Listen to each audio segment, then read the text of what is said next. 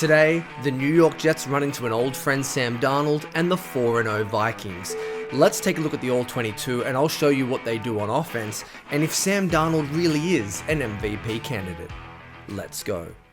What is going on, everybody? It's Luke here from Play Like a Jet and we're back in the film room with another All-22 breakdown, and it's game day in London. We're going to preview the Jets vs Vikings and focus on Minnesota's offense. There's two things I want to touch on. The first is the play of Sam Darnold, some of the errors that people aren't talking about in the media, and the second is the Minnesota running game because it can be an absolute juggernaut. Let's start with Sam Darnold. There is still that propensity to put the ball in harm's way. I saw it all over the Packers film, and here's a great example. He struggles to get off the first read, and he holds onto the football for too long. It's going to get him in trouble against our defense. So out of shotgun here against Green Bay, Sam Darnold's going to throw the ball to the bottom of the screen. He gets stuck on the number one vertical, is late to come over the middle, and that is so close to an interception or getting your wide receiver put in an ambulance. At the top of the drop, look how Sam Darnold is focused on this deep out route. He's struggling to get off it. By the time he feels that it's not open and goes to throw to the running back, he doesn't see the hole defender, and that's when you get yourself in trouble. Not being able to see underneath coverage because you're late with your eyes and you're struggling to get off your first read. Now, I understand this is simply an incompletion, but these are the opportunities the Jets have to take advantage of. Sam Darnold is giving away the football if you make the most of those opportunities. Can't get off the first read, late to change his mind, and that is a dangerous throw. And on this second play, we're going to see an actual turnover from Sam Darnold and the Vikings offense. The cause: holding on to the football too long, not feeling pressure, and the inability to get off his primary read.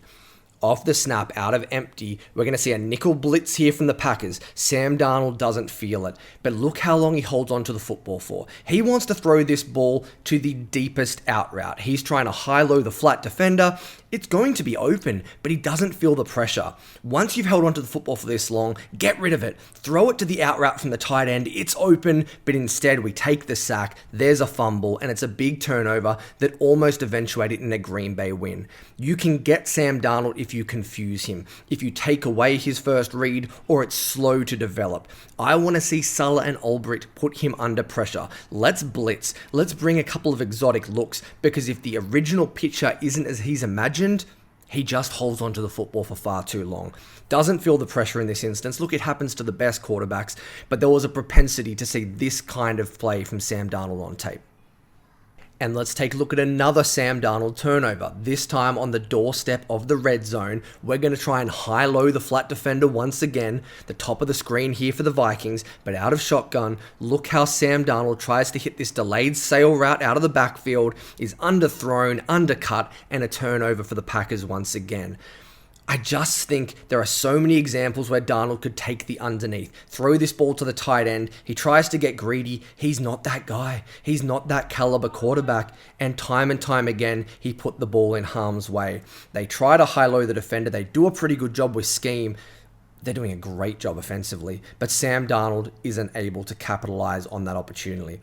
I just think if you're not sure if you can fit the ball in the window, it's a low percentage throw. Let's just hit the tight end. Let's move the sticks. But Sam Darnold turns it over for the second time. And the last clip we're going to look at in regards to Sam Darnold, once again, revolve around him putting the football in harm's way. A fourth turnover-worthy play against the Packers.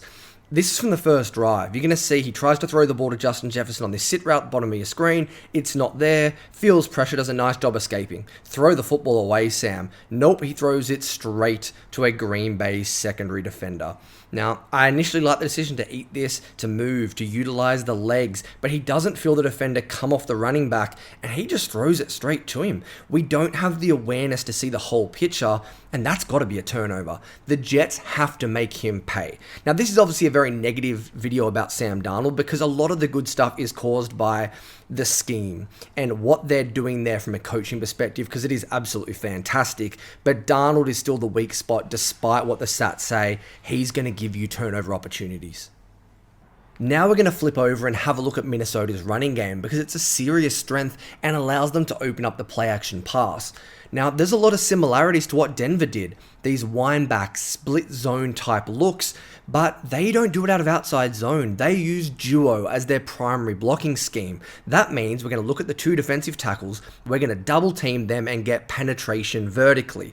Have a look at this. You're going to see this windback out of duo blocking. We're going to block the backside linebacker and open up a hole for our running back. It's very similar to what we talked about last week with Denver. Play looks like it's going to go to the left. Look at the movement of the running back. We're going to wind back, follow the fullback or the tight end, and come straight back through the hole. Very simple, but very effective, and it's all over the film. Here's another example, but now we're going to layer in motion. We've got jet motion coming from the left-hand side of the screen. We're going to duo up both the tackles, and we're going to cut back. Now, this timing is a little bit off for the Vikings. You see the running back, Jones, actually runs into the lead blocker on this occasion, but it's still effective and there's still a hole there on the left-hand side of their offensive line. But once again, the footwork is that of a windback or split zone run. We're going to sell right, we're going to spring back the other way, and we're going to try and penetrate that backside hole.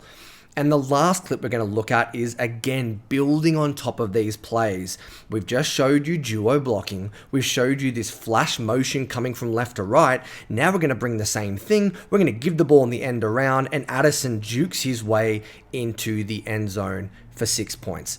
This is the final step, the final frontier for their running game. They are so good at layering things on top of one another. It started with the duo. This is more inside zone from the offensive line, but that action and that motion this time creates the movement, gets the football on the end around, and it's a touchdown for Minnesota. Really dangerous running game, all predicated around this windback split zone with duo blocking up front.